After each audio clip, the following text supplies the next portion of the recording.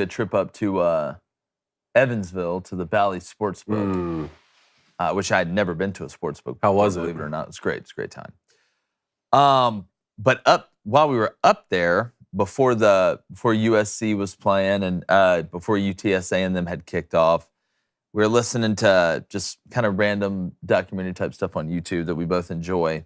And I heard the craziest thing during World War II that the United States came up with. It's called the bat bomb. The bat bomb? David. Let me guess. No. It's Batman's not involved, which would have been super sweet. But they took like basically this big bomb. They took 1,000 Mexican bats, okay, and like bats, the animal bat, not baseball bats. They didn't take 1,000 Louisville Sluggers down there. It's a valid question. I don't know where we're going with So they put napalm on them, like a small napalm device. Rude. And so what they were going, and this was not for Germany because the war was almost over in Europe. This was for Japan because most of their houses were made like wood, straw, and stuff. Whatever. I don't know. Wasn't a house builder back in the 40s in Japan, but it was made of stuff. Let's just say it was pretty flammable.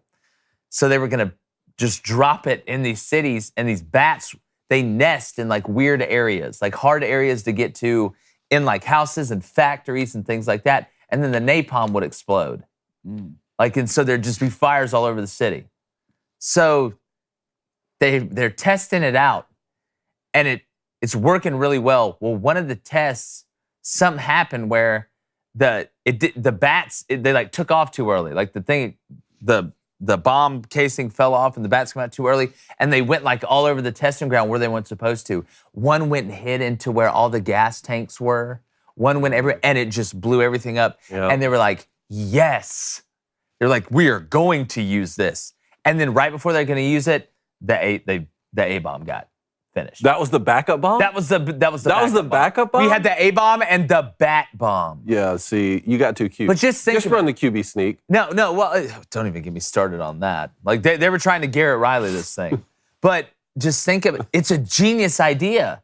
Because if you just let them go everywhere, all over the city, nobody really knows. Do wham, shoo, whop. That's a movie right there. Yeah, the backup in bomb. Afghanistan, they sent in golden retrievers with machine guns. Well, do you know in San Francisco, they are trying to get robots. I heard it got approved. With the police. The robot gun? No, like robots that are the police that are allowed to use lethal force. I heard it got approved. That's what Rogan was talking about. That we can't do that. Listen, I'm all for. In front of our eyes. No. I'm all for surveillance and drones and all that stuff. You can't give the robots guns. Elysium, right before our eyes. It's happening. Right Will Smith is too busy. Will Smith's too busy fighting Chris Rock. He don't have time to save some robots again. In the meantime, though, it's going to be a great college football playoff. Woo! Yeah, it really is. As long as the robots don't kill us.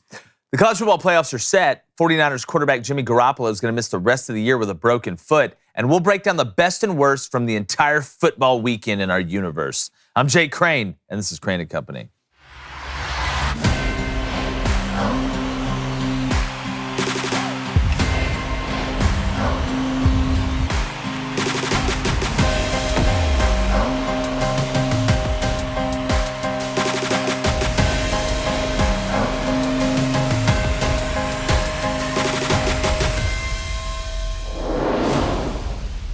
There was a ton of attention paid to the release of the final college football playoff rankings yesterday as the committee decided to put Georgia, Michigan, TCU, and Ohio State in the final playoff, and in that order from a seed perspective.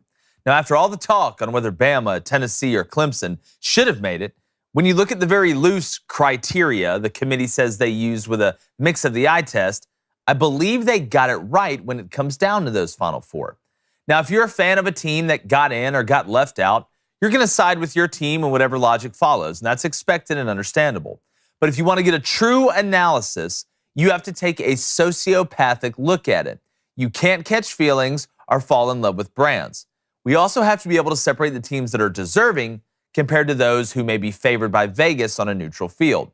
Now, in the case of Ohio State, when compared to some that were left out, they lost one time all year to the number 2 team in the country who went undefeated in Michigan. When you look at TCU, they lost one time in an extra game in overtime to a top 10 team. Now compare those two with, let's say, Bama, who lost twice, including a loss to a now 4-loss LSU team. And the best quality win was against 20th ranked Texas, who beat TCU or who TCU beat worse than they did. Now, if Bama played TCU on a neutral site, I'm betting Bama all day. There's no doubt about that. But you can't make decisions based on hypotheticals when the most important metrics are so one-sided. Now, some of you will be upset at this because your team didn't make it, and that's okay. I totally get it. But to quote the great philosopher Lil Tunechi, men lie, women lie, but numbers don't lie.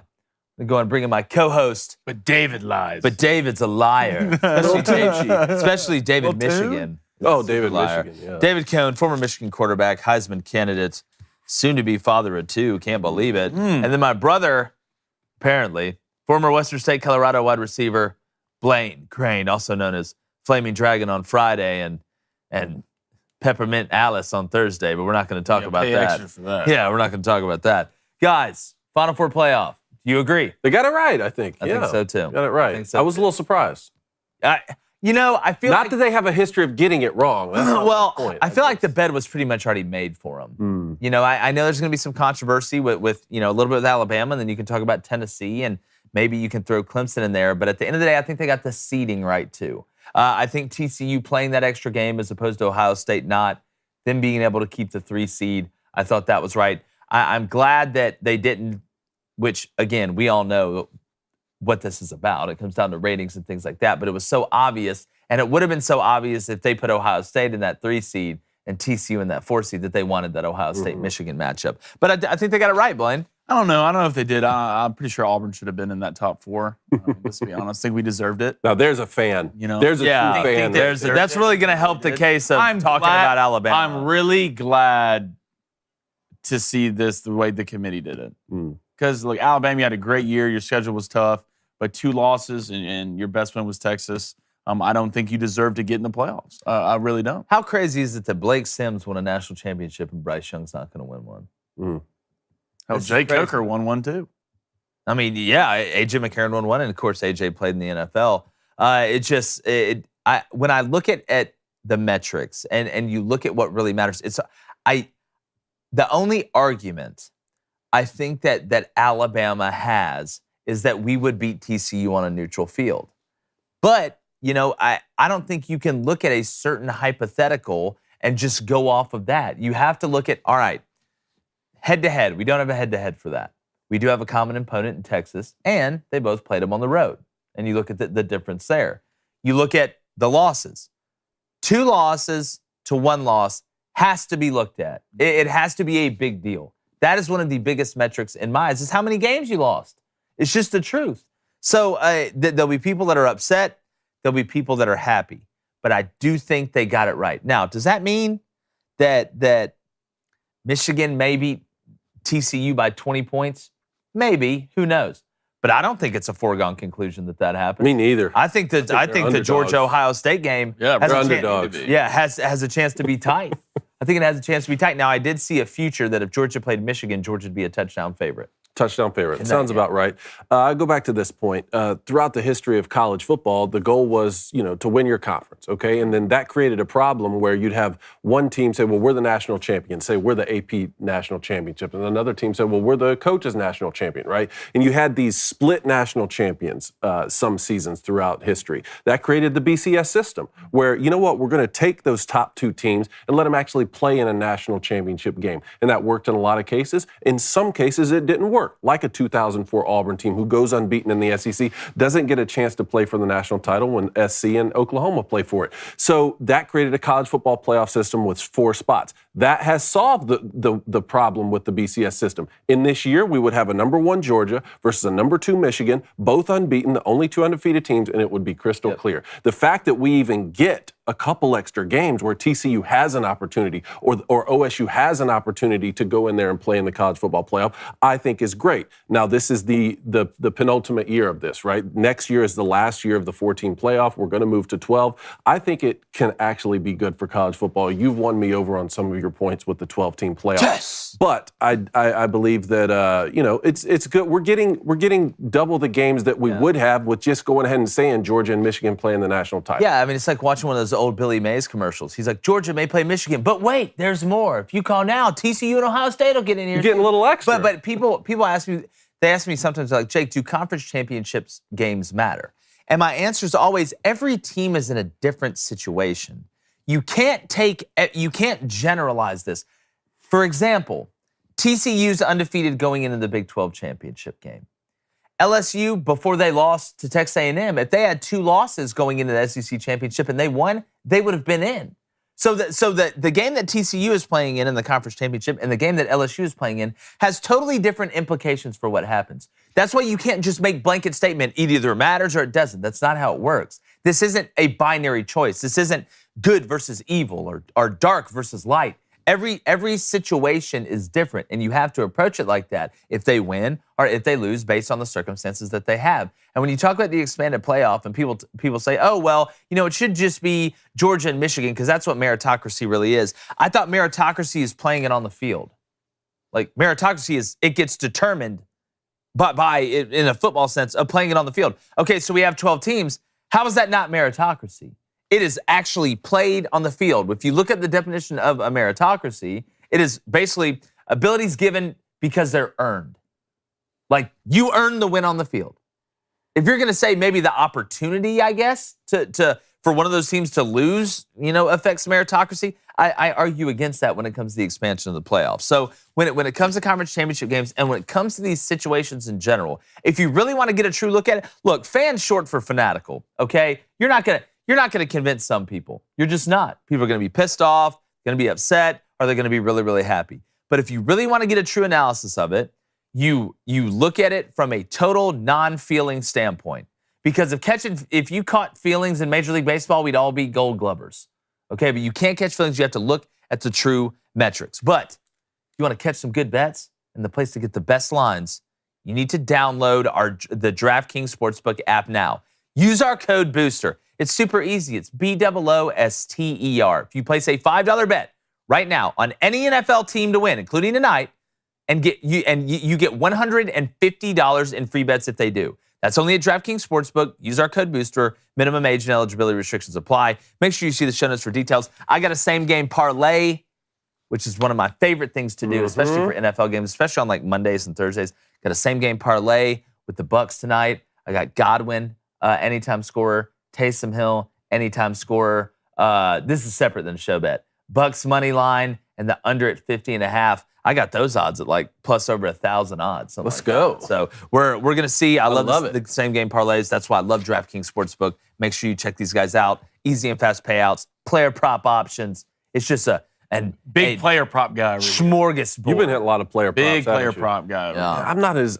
I don't know. I've had a little success with them. I like these same game parlays a lot, though. Yeah, the SGP. Ever since I learned how the logistics of operating it. Yeah, you down with SGP? I didn't know you had to hit the toggle. At this point, David, you could walk into Best Buy and know where you're at. Hey, I'm proud of you for that. That's funny, considering I ran a video production company and had to know what every single aisle was at Best Buy. You're welcome. Hey, can I get the HDMI to the HDMI micro? Chad, good to see you again this week. Yeah, Chad does a great job, too. I don't think he gets some credit. I was going to say one more thing here quickly. Just we're going to get college football playoff. If you think David, shut up. If you think TCU should be kept out because they lost in the conference championship, then that disincentivizes for conferences to have a league championship, right? And that's not a good thing. If you say that OSU should be kept out because they are rewarded for not even going to a conference championship, then that would keep Alabama and Tennessee out in this situation, at which point you're looking at Clemson, Utah, and Kansas State conference champions who would have to take a couple of those last 2 spots after Georgia and Michigan.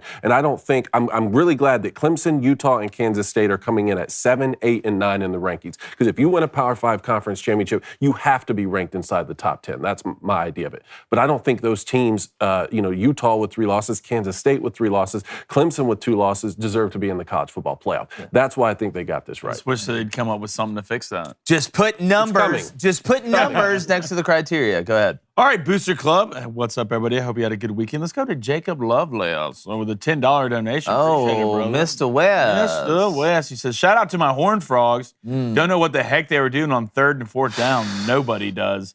Duggan had like 125 yards rushing on the drive before with penalties, but more to come. Hashtag never satisfied. Oh, don't worry. Wait till we get to best and worst. TCU in an underdog role? Who'd have thought? Yeah, don't lick the frog. Old War Skull 88 with a $20 donation. War Skull. It says, now that USC lost to a team by more than 3 touchdowns from a state that eats meat and knows what gender they are and doesn't paint bad words on fingernails like an emo 8th grade girl. Can y'all shut up about them? Look, it's our job to talk about them. Yeah, we can talk about it. I mean, look, if we talked about everything that just, if we talked about just the same 4 teams every day, this would get super duper boring. And this is actually a year where we can get to talk about more teams at the end. So best believe I'm taking it. I didn't know Caleb Williams paints his nails. You didn't know that? You didn't know that? No. It's not a good look. Should I know that? It's not a good look. It came out a couple of weeks ago. I don't know when he started doing it. I don't know if he did it What at did it Oklahoma. say? This one said F Utah. The one I saw when he was playing UCLA. That's you're putting bad energy. I think I saw it when he played UCLA. I can't remember what that said. Probably the same thing.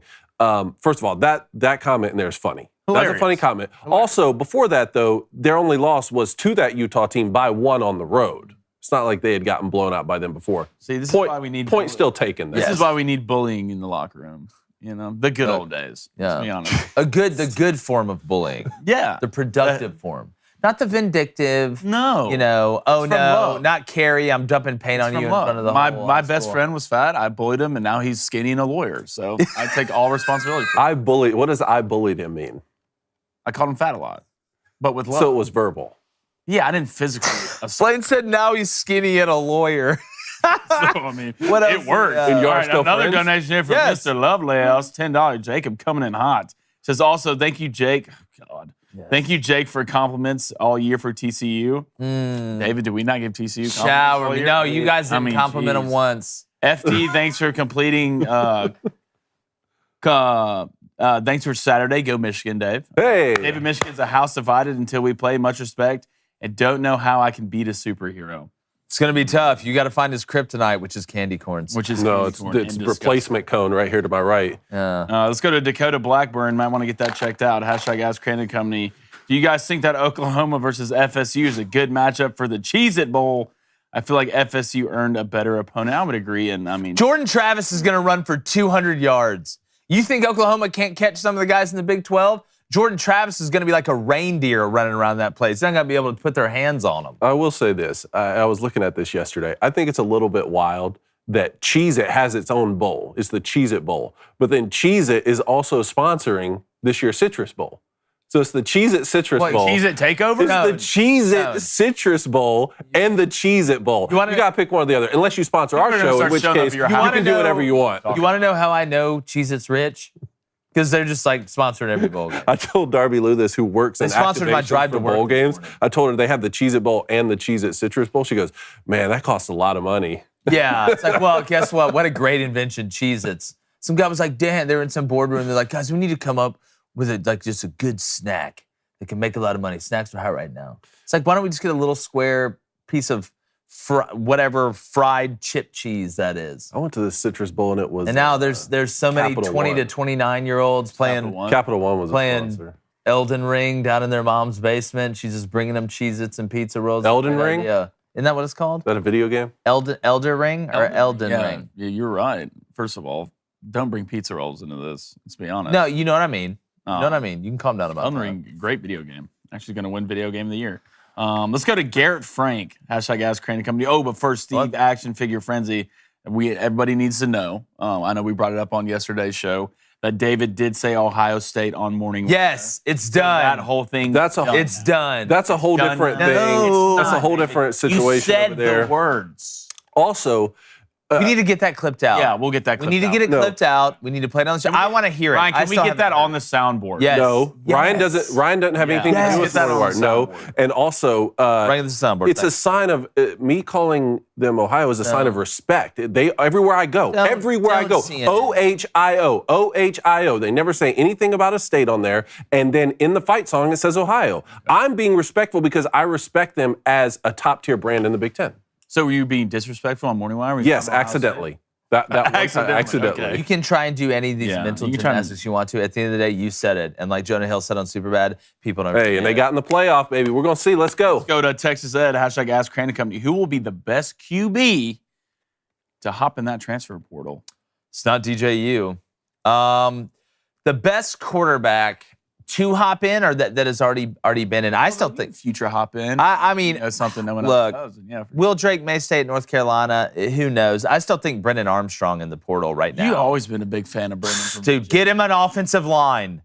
Get this man an offensive line. He's a problem. If Brennan Armstrong goes somewhere that is fully functional, it's going to be a problem. I know he's left-handed. The ball spins funny. They write weird. They like weird foods and go weird places. But get Brennan Armstrong on a legitimate team offensively with an offensive line and a good run game, and it will be a problem. Because the dude, I mean... What team right now? Is this your recruitment pitch to get him on the Plains? No, we don't have an offensive line.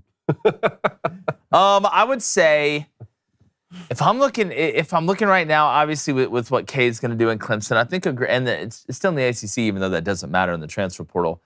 Man, I think right now, like if I'm like Miami, I know it's still in the ACC. I think that'd be a good move. You got two young, very talented offensive tackles coming in. You do return some of the guys. I know it's been a dumpster fire there, but looking around the SEC. If Spencer Rattler goes pro, Brennan Armstrong sliding over there to South Carolina, he just looks like a guy that would play at South Carolina. I really do think Spencer needs to stay another year. He does need to stay another year. All right, let's go to Baby Soar's dad says Buckeyes are the candy corn of college teams. I can agree with that. Let's go to Devil Dog. Devil 6'9". It's good to see you in here, brother. He says, can the Buckeyes win with a quarterback that has shown he's unable to level up for big games? Yes. I think Ohio State can actually win this game. If I'm Georgia, I would have rather played TCU than Ohio State.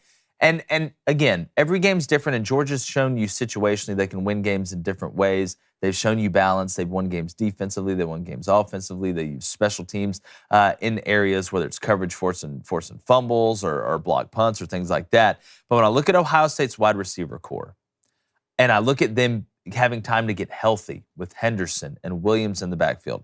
Now, does C.J. Stroud get a little nervy in big moments? Yeah, we've seen that. Right? He goes a little Chuck Knobloch sometimes. All right, whoops, how did I throw it in the stands from second base? But if he is on with Marvin Harrison Jr., with Igbuka, with Jackson Smith and Jigba, with those backs healthy, with Russell Stover at tight end, the monster that they have. His first name's not Russell, but that's the only way I could use Stover and something else. I think Ohio State can score enough points to beat Georgia. If Georgia plays their B game and Ohio State plays their A game, I think Ohio State can win. Not that they're gonna, but I think they have the ability to. And against this Georgia team, there's not a lot of teams out there that have the ability to beat them even on their best day. And look at that Rose Bowl last year. That was a big game. He led them back against Utah. I think Jackson Smith and Jigba had 250 receiving, something like that. So C.J. Stroud has played well in some big games. I think you have to remove the Michigan game to a certain extent, not completely, but to a certain extent, because that's more than a big game. That's an absolute war. And in all fairness to C.J. Stroud, he was walking into something where Michigan has been due for something like this for a long time. All right, let's go to Garrett Frank. #AskCrane and Company. Should Max Duggan win the Heisman over Caleb Williams, who paints profanities on his fingernails like an entitled child? I mean, don't we have to say Max I have no Duggan's idea. in the lead right now? I don't know. No, I think Caleb Williams still in the lead. No. We sit here you can't right lose now. the same team twice and win the Heisman. That's College football is complete right now with regular season and conference championships, and I have no idea who's in the lead for the Heisman. Which is actually new. I don't. It's actually new. This has been the year of we don't really know who it's going to be, which has been fantastic. So you agree with that? You don't have a clear-cut? I don't think it's as clear-cut as it has been. The numbers are somewhat comparable, but now if TCU would have won that game, I think it may be a wrap. I think it may be a wrap. But I think right now Max is in the lead. I would give it to Max right now. I really would. And you know what the worst part is? This would have totally been the year a defensive guy could have won it if somebody would have freaked out. Like Will Anderson. Like if Will Anderson Jr. would have freaked out this year, or just had the year he had last year, I think a defensive guy really could have won it. I think a defensive guy really could have won it. But you know, when I look around at some of these awards, like I look at like Clark Phillips from Utah, not being in the Jim Thorpe Award, having a chance to win that thing. Some of them are just messed up. But this year, I do think the Heisman is as wide open as it has been. I would give it to Max right now, but I'm going to go ahead and tell you. If I had to give you a propane tank, you know who I call? Probably Cinch. Probably the guys at Cinch, Blaine. Mm-hmm. All right? You down with that? Are you sure? I'm up for that. Good. I love that. That's what I want you to say. You need to go online right now to cinch.com or download their app to order. New customers can get their first tank exchange for just $10 with promo code BOOSTER. All right, go to cinch.com or download the Cinch app. Use promo code BOOSTER to get your first tank exchange for just $10. That's CYNCH.com, promo code BOOSTER. This is a limited time offer, so hurry! And you must live within a Cinch service area to redeem it. Visit cinch.com/offer for details. Guys, to make this simple, here's what Cinch does. You order your propane tank, all right? You don't even have to be home. They're going to bring it to your doorstep. You don't have to get a long-term commitment or subscription. All right, you can download and track to order on the Cinch app from anywhere. It doesn't matter. Choose your delivery date, and they handle the rest. Just use Booster. We just had Thanksgiving. Use the propane tank to deep fry a turkey. Now, guess what? It's Christmas. Do it again. But before that, birthday party this weekend. Birthday party this weekend. Low Country Boil. Yes. We're getting the Cinch tank. So excited. Yes. You boys are coming through. Oh, I'm so excited. This is going to be a great party. It's your birthday. It is. Level 35? Maybe. Level 35. Damn. Allegedly. What does that mean over there? Huh? Golly, Well, are you grow up. bullying? Is Grow this up, your bullying Peter thing in Pan. the cone? Grow up. Is this your bullying thing? Y'all haven't seen that? Of course you haven't. No. Go ahead. course you haven't. Well, let's go to best and worst because I've seen that. Have you? Yeah. Okay. We're about to see it again. It's your best, Jake. Well, my best for college football is Cade Klubnik. Ooh, Cade coming in. And look, Cade's come in during the year sometimes, and has he looked just absolutely elite in every aspect? No. But you go back to that big drive against Wake Forest, being able to get through that game. And it wasn't like he just came in for any old game. This wasn't, Mary Margaret and the Sisters of the Poor State. It's the ACC championship. And you balled out. You knew after watching the first couple of DJU's throws that it eventually was going to get taken out. But Cade came in a big moment and balled out. Gives you a lot of momentum going into the offseason. Hey, Dabo. Embrace the portal, man. Get a couple receivers for this guy. That's okay. Bring people in from the outside. I think Dabo's the same person who, the way he handles the transfer portal, if we handled immigration, nobody would ever come to the United States. They'd never be allowed in. You got to open up the transfer portal a little bit. Get this man some help. The skill position at Clemson's really gone down here lately, but Cade has a chance to be special. That's my best. And my worst, like I said yesterday, it's Garrett Riley. Let him know.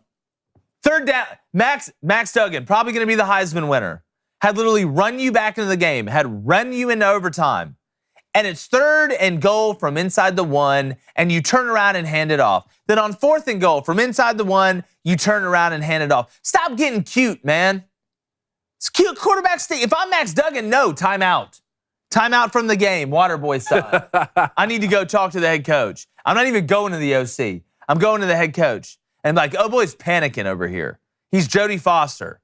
It's Panic at the Disco. It's widespread panic. It's everything. How do you not quarterback sneak it twice? And like I said yesterday, I know you have it in. You're going under center. You went under center there, but you're going to turn around and hand the ball off twice? Do you know what can go wrong when you just turn around and hand the ball off? A lot. You might as well get in the shotgun. You might as well. I was shocked that Garrett Riley, who's a very smart offensive mind, who gets it, did something so unbelievably dumb. But it's like that guy in the courtroom who tried to sing to the judge. And he said, I just want to say I'm sorry for the things I've done. I'm going to try and be stronger. Garrett Riley, you need to try and be stronger. You're lucky you're in the playoff. You get in that situation again, you sneak it. What do you do when mom's not in the kitchen and the cookie jar's open? You sneak it. More than one. Yes. Who's next?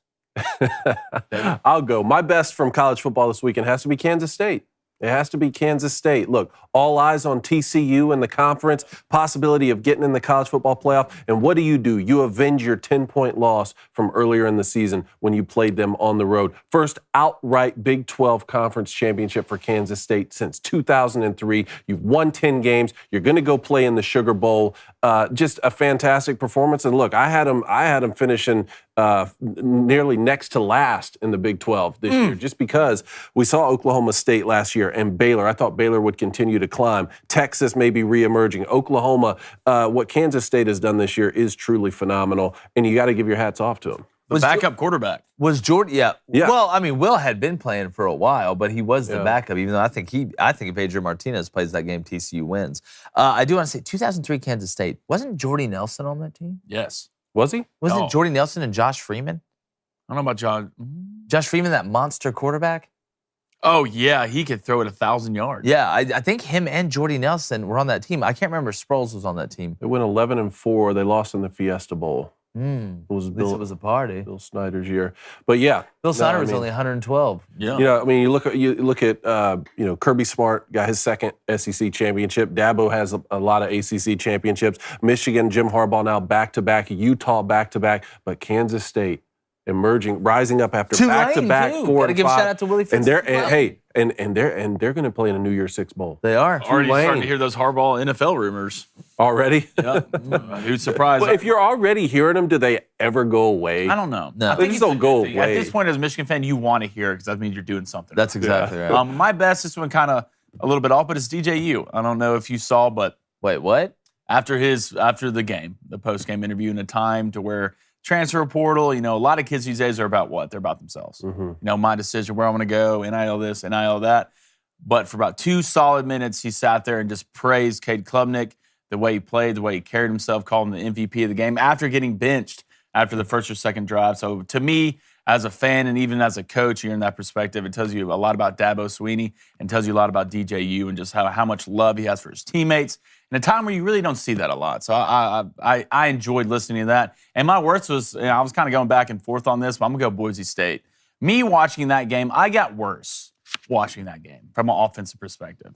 I mean, you can barely complete a pass. I don't know how we're in the college game today in 2022 where there's so much talent. There's more talent now than there's ever been in college football, especially at the quarterback position, Agreed. that we can't find a competent guy who can throw down the field or throw it 10 yards to somebody. There's levels to it, but still, I don't understand how you get to that point, even if it's your backup.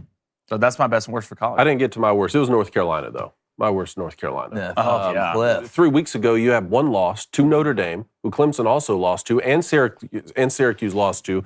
You're sitting there with a chance, honestly, to get in the college football playoff. It was still an outside shot, but possibly. shot. Losses to Georgia Tech, NC State, and then Clemson back-to-back-to-back. You have 2 national championship winning coaches on that staff, Mac Brown, Gene Chizik. You got to figure out a way with Drake May at quarterback to finish late in the season. What if I told you, well, I feel like one of those 30 for 30s, 3 weeks ago or 4 weeks ago that South Carolina would finish the season with more momentum than North Carolina?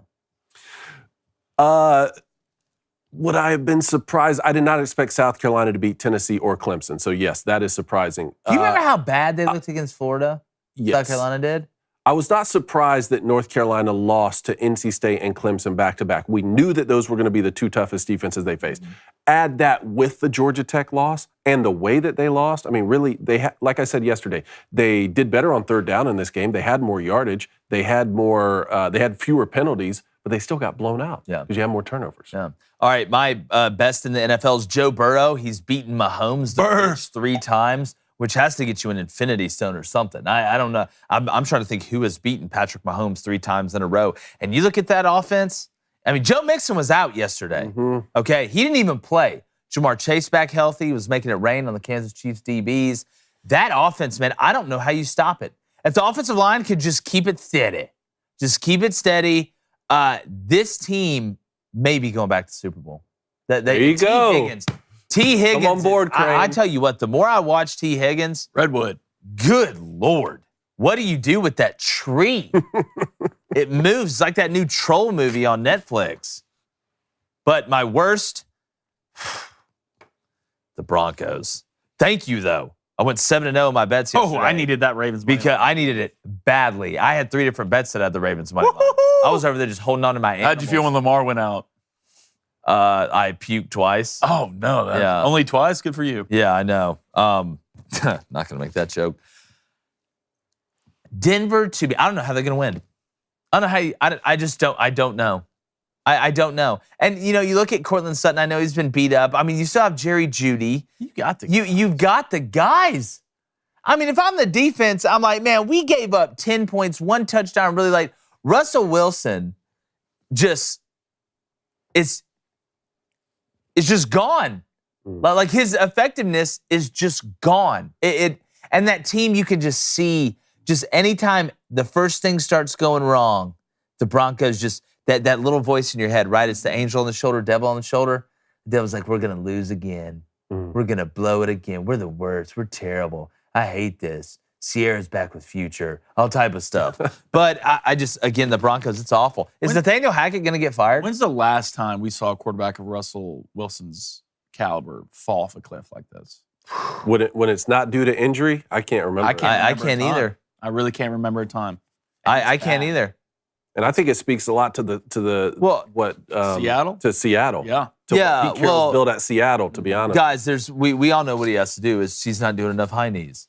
He's not doing enough before the game when he's like talking to himself like during drives. Here's what I would do if I was Russell Wilson. I would go home. I would just relax, not try and impress anybody or pretend to be something I'm not. Then our next game, I would drive to the game. I would go out and pregame and maybe walk the field. I wouldn't do any more of the stuff where I'm on a knee like, all right, pretend people, here we go. It's like talking to the ghosts on Anchorman 2. And then I would walk the field and I would go back inside and I would shut up. And I would sit down and I'd be like, you know what? I'm going to play good today. Well, he had I feel like he's just doing his birthday was, I don't know, last week or the week before that. And it came out and only half the team showed up. Wow. Remember off draft day, Kevin Costner? Kevin Costner's not going to like that. How many Would you go to Russell Wilson's birthday? I would not. That sounds like a terrible time. Sounds awful. Why does it sound terrible? Because they're like, here's how this probably went. All right, guys, hey, hold on. I want everybody, want to go to our room, everybody say something nice about Russell. Say something nice about Russell. And I bet half the people were like, yeah, man, the guy makes a great spinach dip. You know, I'm sure like none of the compliments. Does look like he makes a good spinach. Oh, I'm sure he makes an unbelievable spinach dip. I bet it's like perfect and the bowl's like themed for the spinach dip and there's like little things in it. And he's like, hey, I made a charcuterie board. And that should be respected. And that should be respected. That's like a good charcuterie board. That is true. Reed has opened up my eyes. Really? To charcuterie. Whoever thought meat and cheese. First of all, don't ever look me in the eyes and say that again. All right? Don't ever. What? Why? Why not? Reed's opening me up to charcuterie boards. That's not how I said it, weirdo. There's a new level of sophistication on this show. Reed opened me up to charcuterie. I love the meats and cheeses. Good God, things are changing around here, fellas. You want me to do my best and worst? No, I actually want David Jake's is bougie now. Listen to me, so bougie. It's like, I got on my Italian kicks and I eat cheese. Are you going to do the solid shoes again today? Are you going to do the shoes again today when you look like you're about to go pickleball with the rest of the guys at the PTA? You look like you've never missed a 12 o'clock church on Sunday with those things on, dog. Good. You're on there just singing the sermon. Good. Well, you look like the guy who helps the guy who trains the tennis player. You look like you're on the movie of Mark Wahlberg and then when they just fell off a cliff for 6 hours. Yeah. What's it like going to the rec center to play basketball against kids that are younger than you? I don't know. You're wearing wallabies. What are You know what the best part about this? The other day when y'all were doing the boots, I had on shoes. It was great. Wanted to be left out of that. This week y'all have shoes. I have on boots. So I'm out of this completely. Yeah. Yeah. How long have you been trying to get on as an extra on Yellowstone? Yeah. Aren't these a little too nice to be cowboy boots, though? I don't know. Look, maybe they're up in the. And also, the answer to your question is since season 1. Yeah. I mean, who hasn't? You were in the Legend of Bagger Vance. I'm here doing roping practice in the backyard trying to get on the show. Kevin's the most interesting man in the world. He really is. Oh, all right. Who's doing the best and worst? I'll go. My best is Brock Purdy. All right. Mr. Irrelevant becomes Mr. Relevant. Jimmy G breaks his foot. Still looks great, though. Good for him. Brock Purdy, right now, the number 1 quarterback for the 49ers. Did the Niners get better yesterday? No. But I think Brock played really well. Let's see if he do it better again throughout the season. No Trey Lance, no Jimmy G. It's kind of probably changed the futures a little bit for the 49ers. My worst, now I kind of went back and forth on this with the Colts, man. You didn't just lose. You got drugged. All right? Well, that was a game for a while. Until the third quarter started. No, until about the end of the third quarter. Yeah, it was the Cowboys scored 33 points in the fourth quarter. Well, either way, the final score is going to say you got drugged. All right. So you didn't just nobody's lose. arguing that. It was, hey, I got high socks on, a headband, we're at the Y. I'm going to show you a lot of fundamental moves here. Good for the Cowboys, but Colts, Jeff Saturday, it's not looking great. Well, on the flip side of that, my best is the Cowboys. Hey. Yep, 54-19, 220 rushing yards, Dak 3 TDs, but more than just this game. More than just this game, guys. I think if you look around the landscape of the NFC right now, the Cowboys are positioned to be a Super Bowl contender. Yep. And I think if you get them in that situation, Dak Prescott can win a Super Bowl. I really do.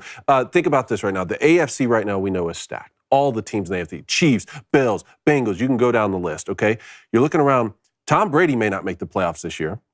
May, but may not. Aaron Rodgers may not make the playoffs this year. Jimmy Garoppolo just got hurt on what could be the most talented team in the NFL, the 49ers. And then you're looking at the Eagles right now in the NFC. So if you could have an NFC championship between the Cowboys and the Eagles. That looks like where we're going. It could be that way. Now, I don't know how it would work out. You have to see the seeding. The seeding based off NFC East and all that kind of stuff. All I'm saying is you have to really like the position the Cowboys are in right now and the way that Dak Prescott is playing, coming back from injury. That defense is stacked. CeeDee Lamb is finally becoming the star that we knew he could be. Dalton Schultz at tight ends playing well. Zeke and Tony Pollard both splitting reps, I think is so huge. Ezekiel Elliott never once shunned Tony Pollard.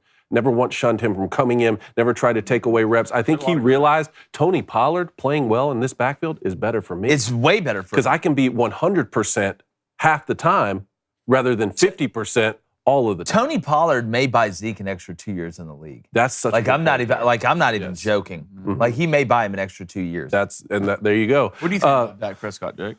I'm gonna get this your worst. Go ahead. Oh well, go ahead on Dak Prescott while we're on.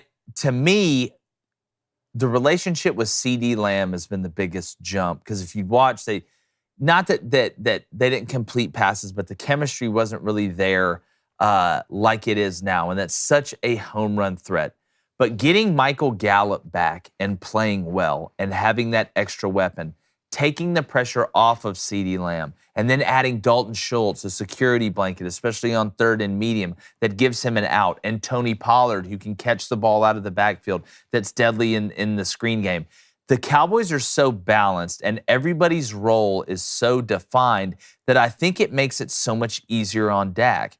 You know, the thing with Dak was you knew where he was going with the ball most of the time, and you can blame some of that on maybe the lack of weapons for the Cowboys. But now that he can hit you with a couple receivers, he can kill you out of the backfield with the running back passing game. Dalton Schultz, like I said, at the tight end.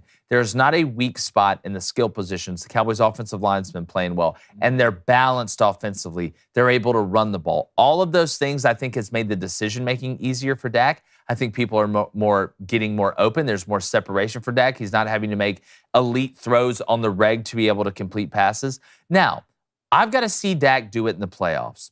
This regular season stuff's great. It's awesome. We've seen Dak play well in the regular season. It's the playoffs when it matters. Not that he hasn't played good in the playoffs, but it's those last couple drives. Can him and CeeDee Lamb do it in the playoffs? Can him and Dalton Schultz do it in the playoff late in the fourth quarter to seal a game versus the Eagles or somebody like that? That's the next and final step, I think, for Dak Prescott to us really start talking about him as a top 5 to 6 quarterback. You got to remember the Cowboys have been doing it without their all-pro left tackle Tyrone Smith, and they might be adding Odell Beckham. Possibly, yes. And the Cowboys are going to play the Eagles again on December 24th, Christmas Eve. Where's that game at? That game is in Philly? That game is in Dallas. Dallas has already gone to Philly. Yep. And Philly still has to play the Giants twice as well. Now, the Phillies still sit atop the NFC East at 11. The Eagles still sit atop Phillies the never NFC sat atop the NL East. They got lucky and won the wild card. Still won the World Series.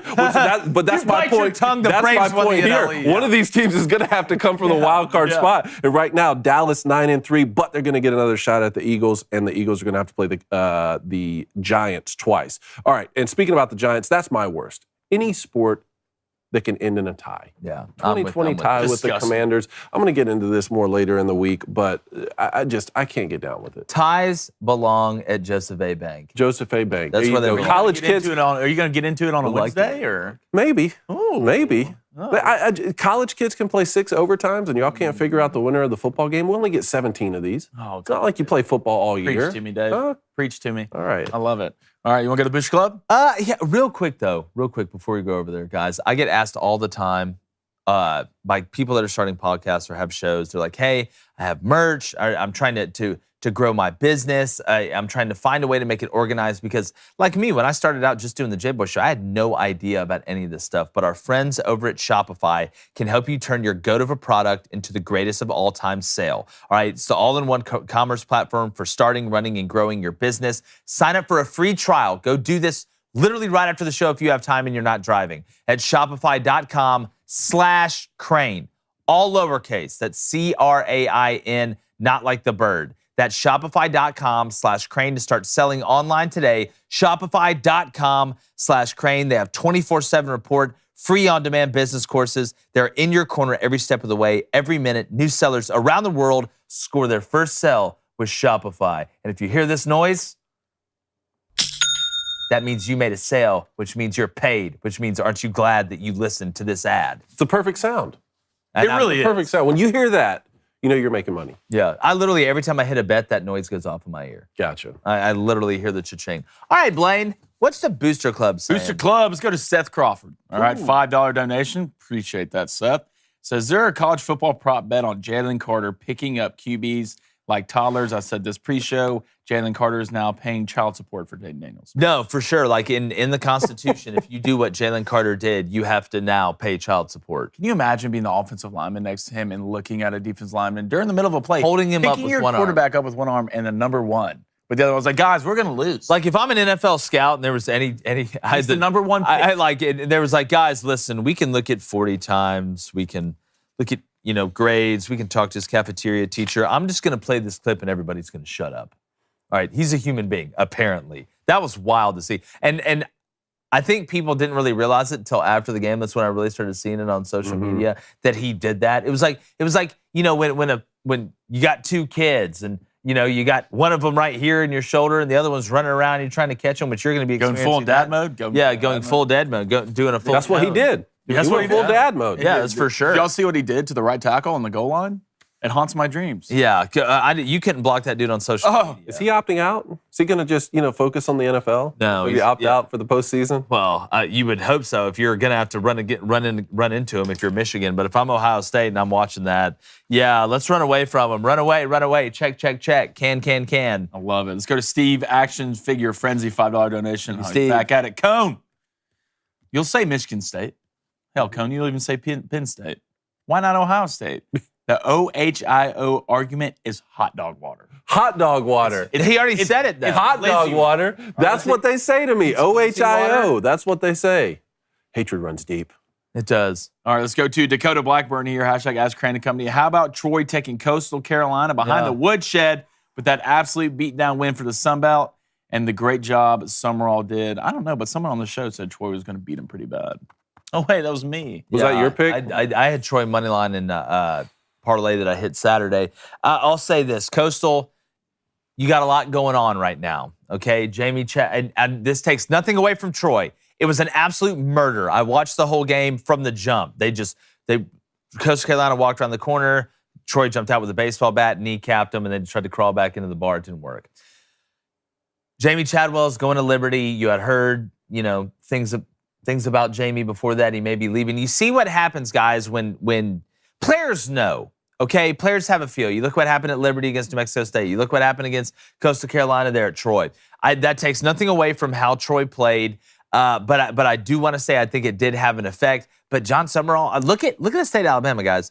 Troy and South Alabama both balled this year. Yeah. But double-digit win teams, playing in good bowl games. It was a good year for the state of Alabama in football for the little guys in the Sun Belt. So I do want to give credit to Troy. Like I said, Tulane as well. I thought it was a cool backstory they were talking about with Tulane almost getting the program shut down. They had the point shaving scandal and then obviously Hurricane Katrina. And seeing the picture of a young Mac Brown taking over as the head coach and AD, Jackie Moonen, the whole thing at Tulane. Seeing Mac Brown that young was kind of fun to see. I'd never seen a picture of him that young. Congrats to And where did Mac Brown play?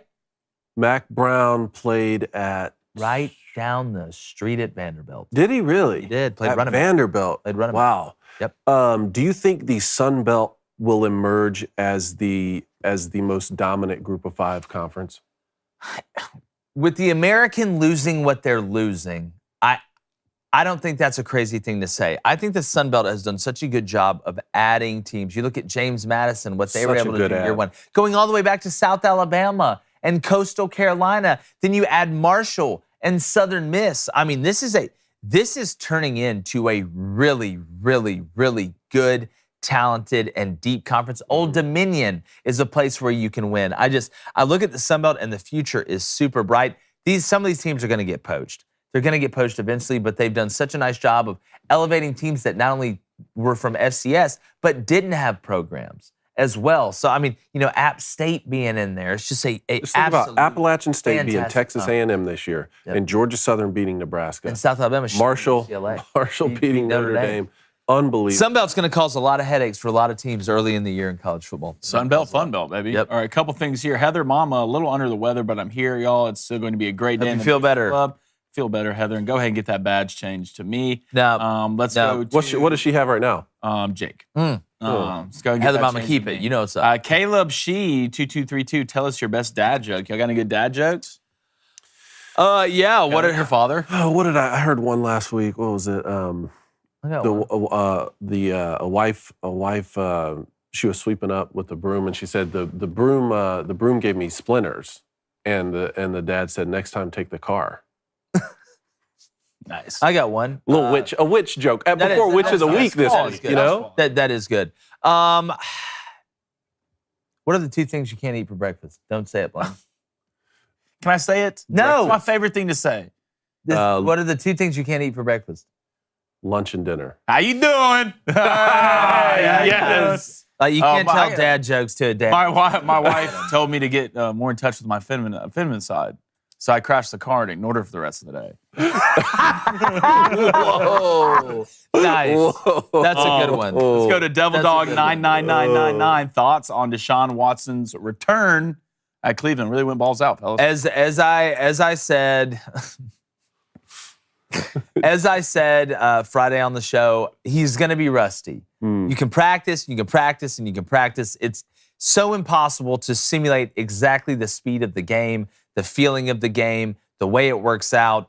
I think we're going to see him improve, but man, he didn't look good. Thank goodness the Texans, Kyle Allen, had to have money on that game. Boy, if I'm Kyle, I'd rather run the Wildcat than have Kyle Allen in there. But that was one of the ugliest, worst, nastiest games. But I do want to say thank you to Kyle Allen to hitting Nico Collins for that touchdown to lose by 13 when I had you at plus 14.5 and the under 52.5 on one bet. And then I had you in my big 17 parlay that hit plus 14.5. That plus the Ravens winning, that's what fueled the fire there. Deshaun did not look great. But you see Donovan Peoples-Jones return that? Return for a touchdown? Yeah. I had the Browns defense on fantasy. Got me 34 points. Nice. I had the Cowboys. They got me 22, but too bad the rest of my team decided not to show up. We're just blowing it at the end of the year. Derrick Henry, 5 points. Travis Kelce doesn't do anything. How does Derrick Henry have 5 points? It's just disgusting because you got Ryan. I don't even want to say his last name because it makes me worse as a football player. Ryan Tannehill at quarterback. Get rid of this guy. He stinks. What do you do when your dog goes to the bathroom outside at a park? You clean it up and you throw it away. All right, I'm sick of watching Ryan Tannehill go to the bathroom outside every Sunday. Let's just put it that way. The dude's a walk-in trash can. He should be paid by the city and come around every Thursday morning. All right, I had him booked for an interview next week. Good. Bring him on here. Bring him in person. See if he can throw a ball from you to me. Oh, man. All right, let's go to Garrett Frank. Garrett Frank says, how do you cut pizza? With, I don't know. David? You slice Little Caesars. Like Little Scissors? Little Caesars? I get it. Okay. Okay. It's a dad joke. We said dad jokes. Right. Let's go to Cone's High Water Pants. Hashtag Ask Kramer to come to you. Do you think the Browns have hired a dedicated male masseur for Watson or massage? A male masseuse? Masseuse. It's a high IQ play. That's a high IQ play. Now, if you get in trouble with that one, we're opening up a whole new bag. All right, let's go to Brock McNeil. Hashtag Ask Kramer to Company. As a Notre Dame fan who isn't a believer in Bunchner yet, why do you think that Pine is transforming, and where do you think the best fit for him is? I think Pine transferring because I think he kind of sees the writing on the wall. Look, Buckner can really run. We know that. His throwing ability needs to improve, but I think the kid does have a pretty high ceiling. I think you're going to see Drew Pine end up at a group of 5. I wouldn't be shocked to see Drew Pine end up at a, Western Kentucky or somewhere like that. Sunbelt maybe. I think he's 5'9", which, look, there are guys that are 5'9" and can get away with it. I just don't think Drew Pine is one of those guys. I think you're going to see a transfer quarterback come into Notre Dame at some point, and him and Buckner are going to battle it out. Now, who that's going to be, I don't know, but it doesn't need to be Phil Jerkovich. I'm just telling you, that dude's overrated. And we had a buddy of ours who really knows tell us that before the season, and he ended up being right. All right, Cohen, let's go to rapid fire. Let's do it. Drew Pine, 5'11". 5'11". In the program? That's a good question. Yeah, that man's 5'9". Jimmy Garoppolo, we talked about a little bit, but we'll miss the rest of the season with a broken foot. Hate to see it. It's not like Jimmy G was setting the world on fire, but you never want to see anybody get hurt. I'm interested to see how Brock does. It's one thing if Jimmy G got hurt last week, you have the whole week to prepare, you're going to be the guy. It's a totally other thing when it's like, hey, Brock, Jimmy's hurt. You got to go in for the whole game and play the Dolphins, who can score at will, even though Tua looked like he was just lost in that first half. And there's a couple times in the second half, it just absolutely blow your mind. But no, I hate it for Jimmy G. It does seem like he's always hurt. He's a walking triage tent. The dude's a walking ER. But I'm interested to see how Brock Purdy does, because I remember Brock Purdy at Iowa State had a lot of witch in him. Did some interesting things. He can run. He looked really confident. I really liked his throws in the intermediate game. We'll see with the vertical ball. But when you have weapons like Deebo Samuel and Christian McCaffrey and Brandon Ayuk and Jawan Jennings and the offensive line that they have, I think Brock has a chance to be as good, maybe if not a little bit better than Jimmy G as we get down the stretch. Now, I know that schedule's not terrible. It's not that tough. But now you're the guy. Trey Lance isn't there. Trade deadline's gone. Not a bunch of free agents walking on the street you can pick up and that are going to go play better than Brock Purdy. This is Brock Purdy's team. Let's see what he does with it. I get some Heineke vibes from Brock Purdy. I really do. By the way, Taylor made some throws yesterday, including one rolling to his left on 4th down to keep them in the game on that last touchdown drive to Curtis Samuel. That was just, it's one of the best throws I've seen all year. So the regular season, the 49ers have Tampa Bay. They go to Seattle, Washington at home, to the Raiders, and the Cardinals at home. Every game winnable. Yep, it's not too bad. Yeah, a couple of those losable too, though. For sure. Brock Purdy, 25 of 37, 210, 2 TDs, 1 interception. Like you said, just coming off the bench. Dude, it was a hell of a performance. You got to think of Jimmy G. Cost me $1,100. Wasn't out there. He's a superstar.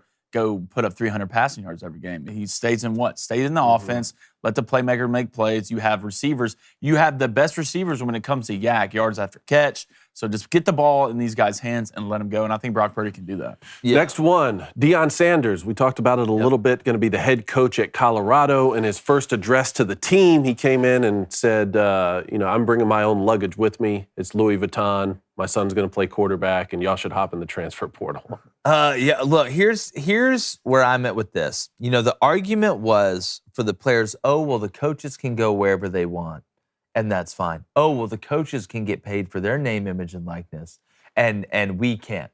You got everything you wanted. You can transfer wherever you want, including to the school right down the road at any with no repercussion or having to sit out a year. You can get paid for your name, image, and likeness, and you're on a full scholarship. You're a commodity now, I'm sorry.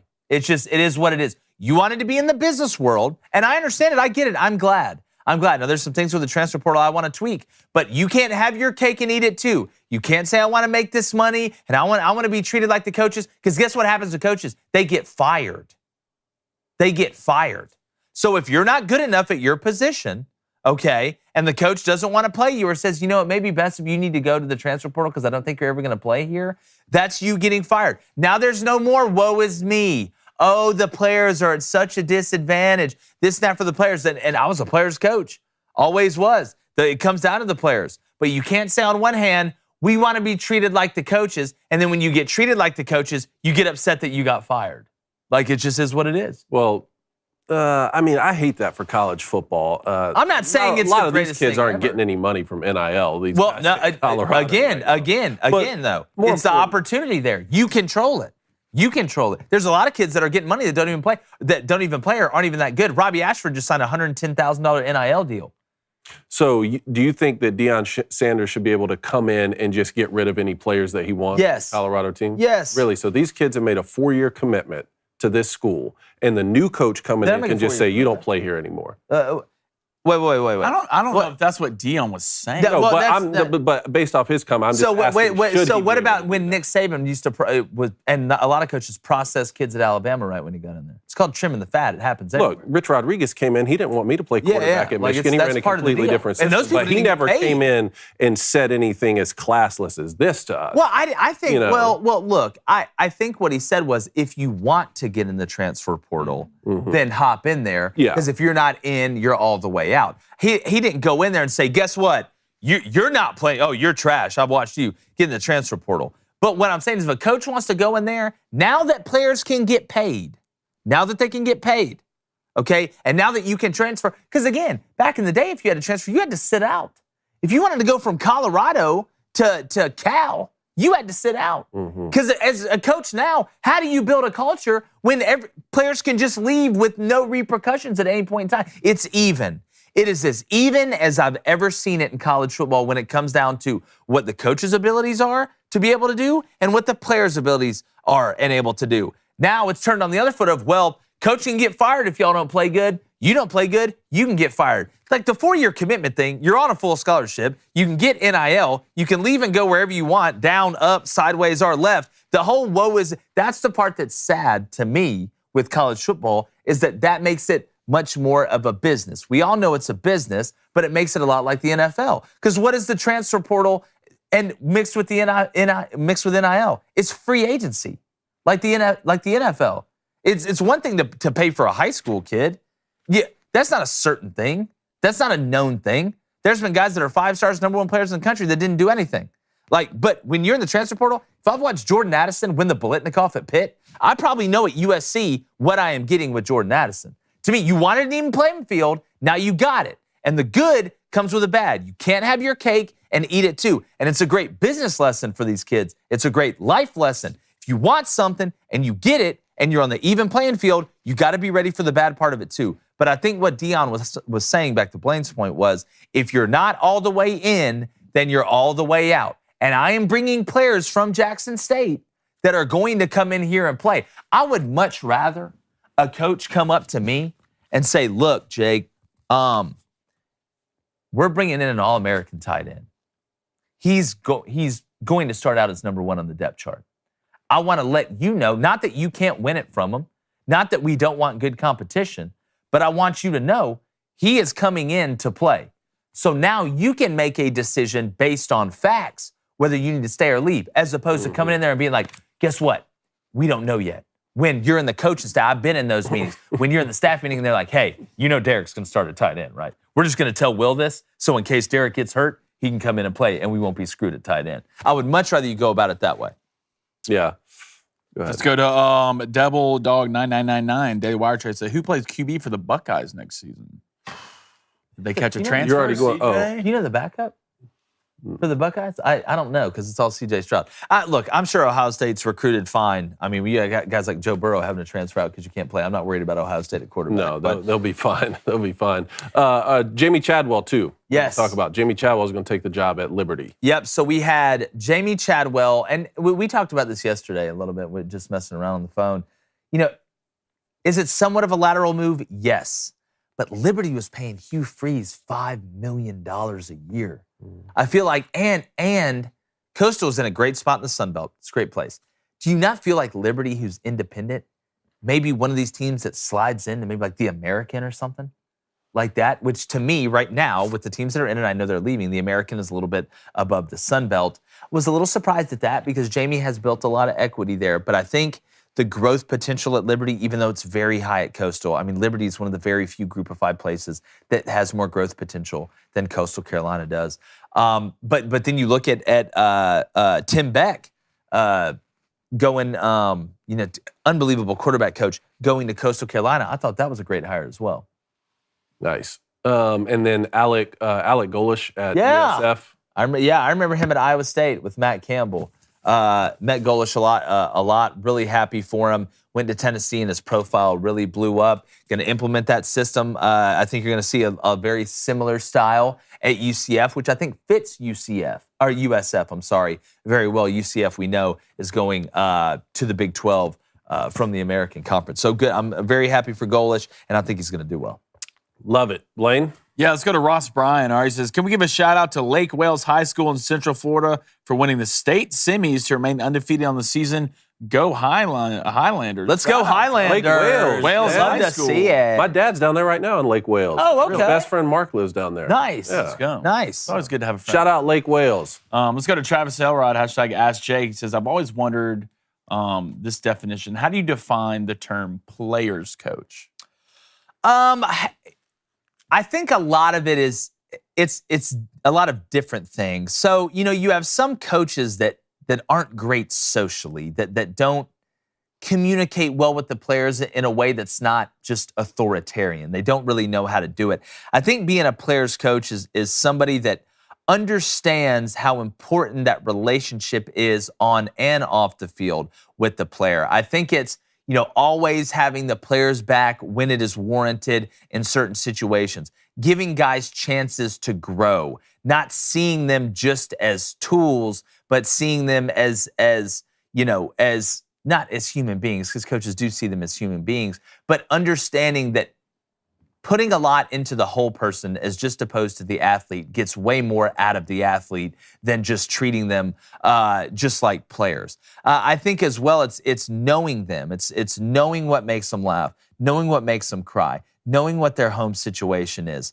and understanding what that opportunity can do for, all of them, not just kids that come from bad socioeconomic backgrounds, but kids that come from great backgrounds. There are rich kids that are terrible people. There are rich kids that are great people. There are poor kids that are terrible people. There are poor kids that are great people. Same thing for the middle class. I think a player's coach is somebody that's just more involved in their life and really knows them, as opposed to viewing them as, this is my quarterback, I've got to do A, B, and C, and D. I think that's what it is. And that was one of the things that kind of disappointed me when we were talking about the Deion Sanders first comments to Colorado, because when Deion Sanders came into Jackson State, that's what he said, right? He said, I'm coming in to be a mentor. What we're doing here is important at Jackson State, at an HBCU. This is more than just football. I want to be a leader of young men. This is an opportunity for young black men across the country to come and further their education. And then his first address at Colorado is basically, well, I'm coming in, my son's going to play quarterback, and y'all can leave if you don't want to be here. Yeah, I mean, can you imagine if a white coach took over at Jackson State where he left and came in and his first address was, I'm bringing all my own players and my son's going to play quarterback, so y'all can hop in the portal. They'd get a special counsel. Would the news have been a little different today? Yeah, it'd have been. Would the news have been a little different? Then that's a problem. Yeah, no, look, And that's a problem. it's a true double standard. Yeah. That's very my true. point. But that's the society we live in. Let's go to Sydney Dockstader. What's up, Sydney? He says, hashtag Ask Crane & Company. How about them Utah Utes, fellas? Huge win for them. They not only won, beat them up a little bit. Kyle Whittingham is the most underrated coach in college football. It's just the truth. Name one that's more underrated. Name one that's Jeff Traylor, maybe? UTSA? That's probably the closest one. Like him and Jeff Traylor. Dave Doran. I know NC State didn't have the year a lot of people thought, but if you look at Dave Doran's record at NC State and what he's doing, those would be the three that I would put in there. Willie Fritz would probably be the fourth. I think Willie Fritz would be in there as well. Man, what Utah did was so impressive. I had them winning the conference, so that was good. Felt good to get one right. I feel like Washington and Oregon were kind of on the outside looking in on that. Yeah, but by the way, did you see Michael Penix Jr. is coming back? Is he officially coming back? I believe he's officially coming back. Washington is about to be a Put a little Heisman future on that. Yes. That's an absolute I think he already has a case this year. rocket Hand launcher. cannon. Mm-hmm. All right, let's go to Snack 7, hashtag Ask Crane & Company. What do you think about Hendon Hooker to the Titans? No, I wouldn't do that. You already drafted Malik Willis. You already drafted Malik Willis, but I think this tumbler to the Titans right now. You know where Hendon Hooker should go? Colts. Colts. I kind of like that fit. Colts. I feel like that'd be a really good fit for Hendon. I kind of like I like that too. All right, one more. Stephen Moore says, what do you call a crying karate instructor? You call him a Jew don't cry? Cohen, you got anything? I'm not going to even take a stab at that one. Sensitive. Oh, Pretty good. I like that. All right. If you want to watch the rest of this, remember, if you want to listen to it, just stay here. Head over to Daily Wire Plus, become a member, or listen on Apple, Spotify, wherever you get your podcasts. Subscribe, leave a 5-star review, and share it with all your friends, or my son's going to play quarterback. We're coming back with a Monday Night Football preview, college basketball shoot-around, and bets.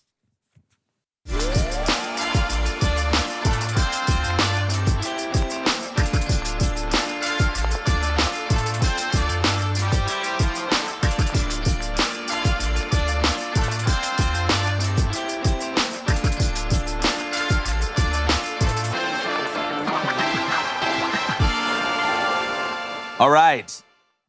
Monday Night Football preview. Y'all ready? Let's do it. Saints at the Bucks. The under. All right, there we go. Monday Night Football preview. That was brought to you by Monday Night Football preview. Something more important. All right. We need to start getting a little Christmassy on the set. You want to go? You want to? We need to start getting a little Christmassy on the set. It's time. Well, like When do I start wearing ugly sweaters every day? Ugly Christmas sweaters. Ooh, a little ugly sweater week, maybe? Yeah. There's nothing Mix like it up. ugly sweater Christmas. It is a lot of fun. Just don't get the ones that itch. Those are the ones that are worse. Tell me how to live my life. I'll tell you how to live your life.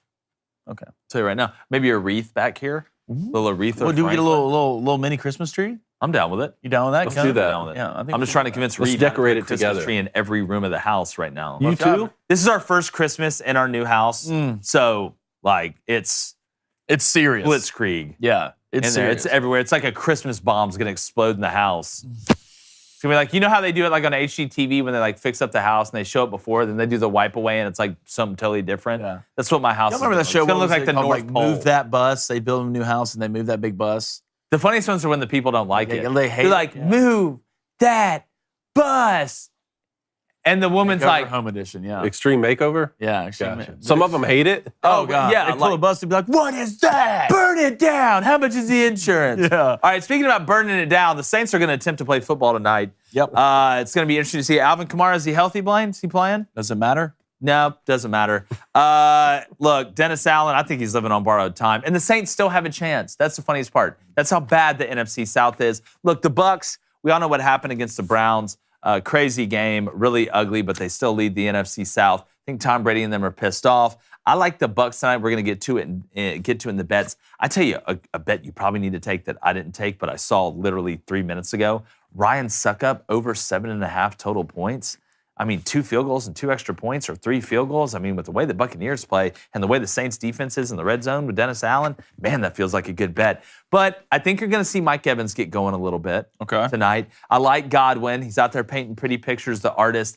Leonard Fournette in that run game needs to get it going. That's what Tom's got to have it. They've been just way too one-dimensional. They've really been no-dimensional, if you want to be honest about it, on offense. But when it comes to the Saints, you know, with Andy Dalton, you know who Andy Dalton is. Olave's got to get rocking and rolling, but it's Alvin Kamara. I mean, this offense is going to go or die with Alvin Kamara, and they've died a lot because Alvin. How many touchdowns does Alvin have? He has 4 touchdowns. 4 touchdowns. I believe he got all those touchdowns in 1 week. Yeah, it's been a bad year for the Saints. I'm very interested to see how they move on going forward with Dennis Allen. Cone, what's your feelings on this? So I'm looking right now. Bucks 5-6, losing records right now. Saints tonight. The next 2 games at the 49ers. That game's a little more interesting with Jimmy Garoppolo going out, and then the Bengals at home. Okay, so I'm thinking you have to get to even 500. You've right got now to. tonight. You have to figure out a way to beat this Saints. Because your best Saints case team 1-1 in those next. And then after those next 2, you finish at Cardinals, Panthers at home, and then at the Falcons.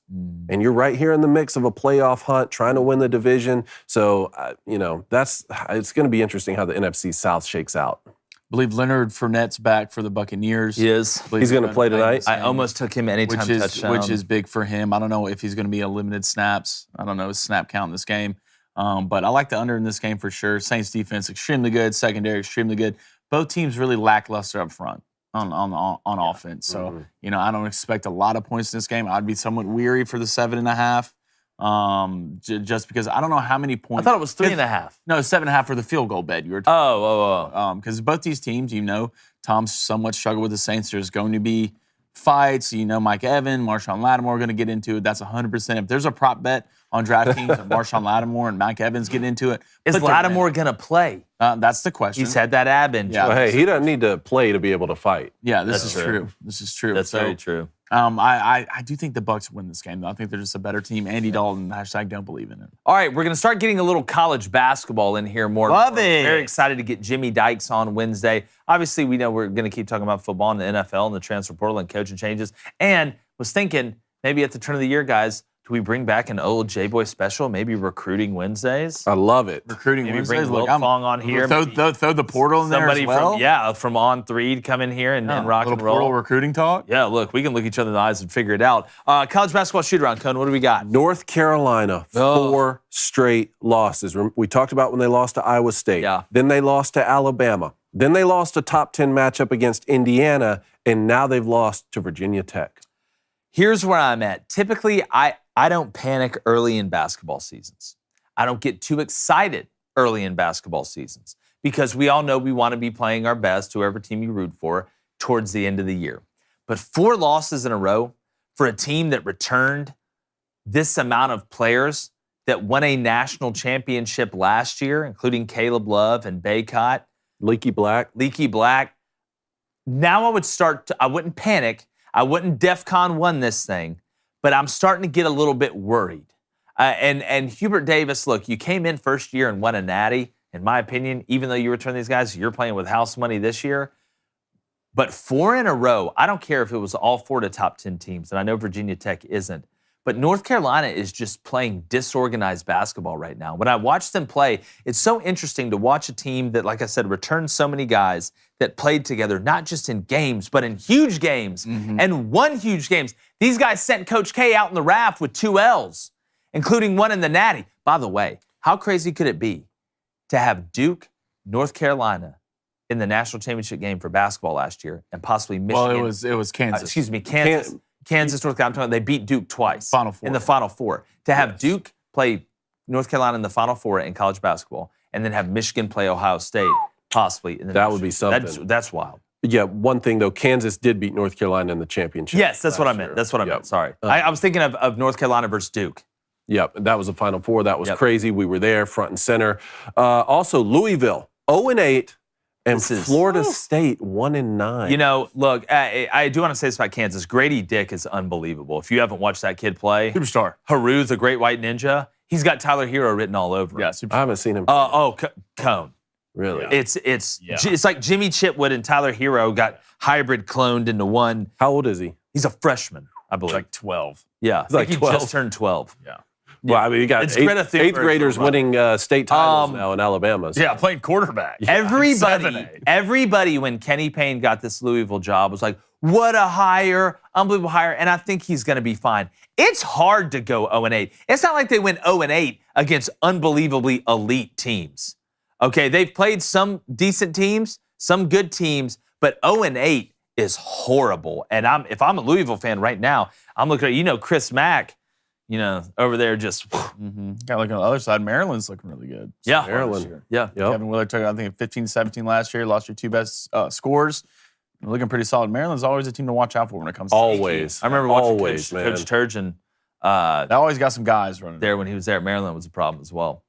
ACC, SEC Hoops Challenge. Yes. I love this. I want us to do this in football. Just week 1, ACC, SEC Challenge, week 1. You show me yours, I'll show you mine. You remember it was the SEC Big 12 Challenge last year, and that's how it was. We've had like the Big 10 ACC, I believe. It's going to be 23-24. I love this. This is so much fun for me. One of my favorite parts about college basketball season. Because look, you get bragging rights. Look, what do they say? One ring to rule them all, right? And in darkness shall bind them. And it always will. I love it. Just the truth. That's all I got for basketball right now. Good. Nice little shoot-around segment right there. Yes, sir. By the way, Bama plays Houston coming up here soon. When is that game? In a couple days, I think. Hold on. There's not a lot of great games. Y'all just not be 7 good games. at something? Like, Huh? Alabama, y'all just not be good at Well, they go to the NCAA tournament and fall apart. I know, but just please, for one time. Look, Sweet 16 at best. Really. Nate Oates goes to the NCAA tournament and just forgets when he's not at Buffalo. I believe that they can win. Look, I'm gonna tell you right now though. When Brandon Miller's cooking, that dude's different. I don't see First pick? I think so. Yeah. Well, I'm looking right now. Ooh, Alabama, Houston this Saturday, December 10th. That's the birthday party, boys. We got Let's Army, go. Navy, and Bama, Houston in basketball. At 2 o'clock. At 2 o'clock. Yes, there you go. Nice. All right, let's go. You got anything else on basketball? No, I'm just looking. Kansas plays that night as well. And then Arizona, Indiana also played that this Saturday night. Dude, Arizona, Utah Indiana beat play I at love 6:30. college football, but On Rick damn, I love college Majerus' basketball too. anniversary. Yeah. Death, R.I.P. Rick Should be great. Majerus. All right, you want to go to Booster Club here? Let's do Go to it. Daniel Busby, hashtag Ask the Guys. Well, Georgia win 3 natties, I believe so. Young team with lots coming back. They will put Saban in retirement. Pass the torch, hashtag New Dynasty, hashtag love the show. You guys are appreciated. Love you, Daniel. Love you, Daniel. Does he mean 3 in a row? Like win 3 in a row? Yeah. I mean, they got a chance. I wouldn't to. doubt it at this point. They got a chance. Preferably to. not. I wouldn't When doubt you it. a couple more later when in you Kirby's recruit career. at this level, look, and I put this out on social media the other day that Georgia is the new Bama, and everybody's like, or not everybody, some people are like, no, Georgia is Georgia, and then Alabama fans were like, no, look at what Nick has done and all this. I'm like, I'm not saying they're going to do the exact same thing that Alabama did. What I'm saying is Georgia, to me, if they win it this year, has overtaken Alabama for the mantle of the big bad bully on the block. When it comes to recruiting, when it comes to on the field, when it comes to being the most physical and having the best roster. How can you argue that? How can you argue that? Who's got a better roster than Georgia? Who does? I'll hang up and listen. I mean, back-to-back national championships. Yeah. Is impressive. It is impressive. I mean, and I like just don't know if I'm ready to pass the torch. Yeah. I They got a little ways to go. what do you mean though? What do they got to do? Win 3 in a row? Like Well, you don't we think just going finally into won next year 6 and 12 you don't years. think going into That's next nuts. year that Georgia will be more feared than Alabama? No, for sure. I mean, That's what I'm saying. I would say, yeah, for It's sure. But I don't know if I'm ready to pass. It's perception. It's the perception. Georgia Kirby it reminds me of what Nick did early at Bama when they were just dominating teams. And I know Georgia's played a couple games close. You look at the Missouri game, you look at the Kentucky game, you look at the Kent State game, as crazy as that sounds, for a while. But I feel like Georgia is the new next thing. And I don't think they're going to have the run that Saban did because I think the game's too different now. With the transfer, I don't think we're going to see what Nick Saban did maybe ever again in college football unless we go back to the draconian days of the rules of college football. All right, let's go to Travis Elrod, huge Houston fan. Huge. He's a hashtag Ask Cranico. With the addition of Houston to the Big 12, is the Big 12 now the best conference in the nation for basketball? It's hard. It's Possibly. hard to say no, man. Yeah. It's hard to say no. Strong. Like, I mean, look at the ACC. We know the ACC, okay, with Duke and North Carolina and Virginia, you've got really quality and high-level teams in the ACC. But from a depth standpoint, I mean, you look at Baylor. You look at now Houston. You look at Texas Tech. I can go down the list. The Big 12 is Iowa State beat North Carolina to start this whole run, I believe, of North Carolina losing. Like the Big 12 from a depth standpoint, I mean, TCU with Jamie Dixon there. I mean, they're as deep. The SEC's on the come up too. The SEC's nice. I think the SEC has like 6 of the top 12 defenses in college basketball right now, which, isn't shocking. But I do think we are looking at with Houston going there, losing Texas, obviously with Coach Beard hurts, losing Oklahoma with Porter Moser, who came over from the Ramblers of Loyola Chicago, is doing a good job over there, especially in recruiting. That'd be a guy I think would be fun to play for. I think adding Houston to the Big 12 is almost equals the equivalent of Texas and Oklahoma together with what Houston is doing right now and what they're going to do. Because if you look at Houston recruiting, they are only getting started, and that brand of ball plays in the NCAA tournament. It really plays. I want to get this Booster Club leaderboard real quick. Texas Ed, 7-0, boys. 7-0. Look at that. 5 away from glory. Sasha Booster Club and Ulrich Sharber, both 3-0. Cody Nason, the king of getting graphic, or the graphic king, depending on how you know him, is 2-0 with Steven, our Ogden, our buddy Portman Towett, Dinkin Flicka, Jacob Brown, Go Blue or Go Away, Kyle Jenkins 2 are all 1-0, and Crash Course Guy, 0-5. Remember, Tatum. if you don't know, then you do know. It's like I used to tell my DBs, if we're all wrong, we're all right. Yeah. Never forget that. Quit holding. And when's the last time we've had somebody in the Booster Club Hall of Fame? It's been a while. It's been a minute. We're not knocking it back been down. a while. It's been a while. All right, so bets for tonight. Nice weekend, 9-3 weekend. Needed Boy. it. Needed it. Tonight, not a lot of great college basketball games to choose from. There's 7 on the board. Looked at Gonzaga and Kent State. Now, people say, Jake, Kent State only lost to Houston by 5. They're a top 100 team. Well, Houston plays a little bit different brand of basketball than Gonzaga plays, and Gonzaga is a different animal at home. Plus, they're coming off that 1-point loss where they feel like they should have won. They led for most of the game. Give me the Zags minus 15.5 tonight, going off at minus 110 at home. Does the basketball court have volleyball lines on it? Yeah. Do their parents sell sour straws and that nacho cheese that isn't real in the concession stand? Yeah. But it's still Gonzaga in basketball, and I like Mark Few. Give me the Bucks money line and the under 50.5, little 2-teamer, little same gamer at plus 105. Can we get to 12-6? Because I'm going to wake up tomorrow and it's not going to matter, because guess what I'm going to be? I'm going to be 0-0. There we go. There we go. All right, I think 2 things are going to happen in this Monday Night Football game. I think the Bucks win, and I think Tom Brady throws at least 2 touchdown passes. So I'm going to parlay those together at plus 120. Nice little dog bet there. And then I'm going to go to the ice here. I want the Boston Bruins 20-3 so far on the season. 20-3. I want them money line, and I want to add on the Calgary Flames money line playing against the Coyotes. That's at plus 102. Double dog day. Yes. Yeah. I love it. All right, 5-1 yesterday. Forever. Can't believe it. Somehow I did. You went what? 5-1 yesterday. Wow. Seahawks covered. I had a -3. They scored a touchdown with like 30 seconds. There you go. Ravens money line. But I'm going to take, let me look through Jake's head. Give me the Tampa Bay New Orleans under. We'll take that 44.5. 2 solid defenses here. And then me Chris Godwin anytime touchdown at plus 170. I would love that. I got a little same game parlay off the side. My fantasy teams. Yesterday. Okay, Baby Cone. Tough month so far, but we all know what he does. Sandbagging. He's just trying to get us excited. Sandbagging. He's going to go the under for the Bucks Saints, under 43.5, and he's going to take Godwin and Olave combined over 138.5 receiving yards at minus 110. I do want to, before we go, let the Miami Dolphins know something. Okay? I want, and look. Did you type this out in your notes? No. Okay. What you guys did to me yesterday, because I'm going to read this. And look, we've gotten, been very fortunate to hit some big parlays that I've been really, really excited about. But let me go ahead and tell you what happened yesterday. I had a 13-pick parlay. Vikings plus 7.5 hit.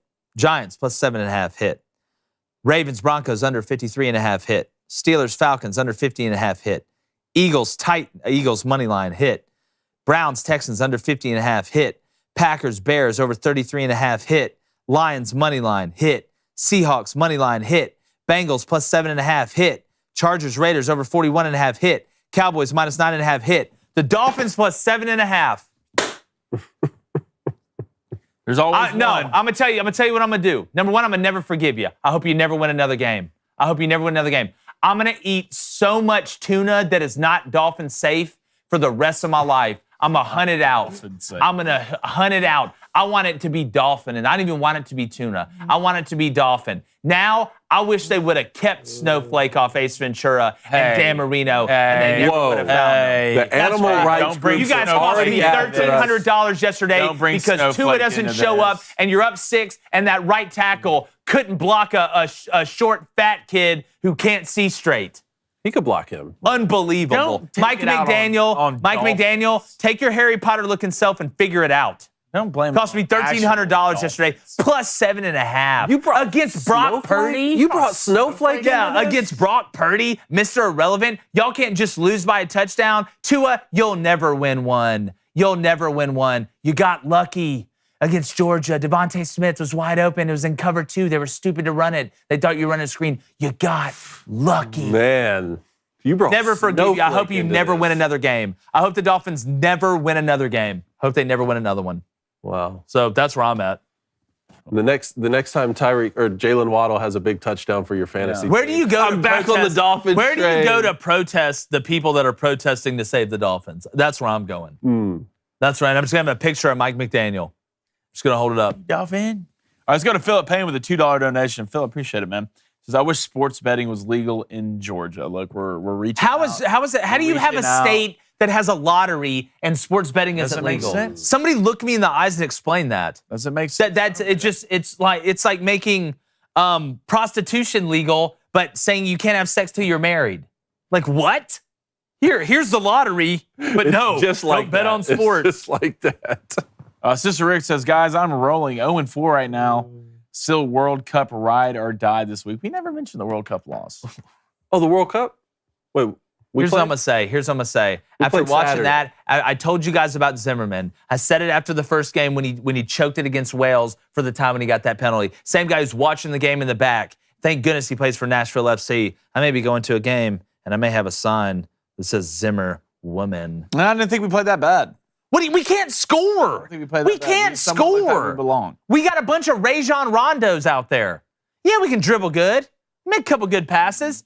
We can't shoot at all. We couldn't finish. The goal could have been twice as wide. We still wouldn't have scored. Now, I know they had the Butler from the Adams family in goal, whatever monster that was, part of Xerxes' army. Really good.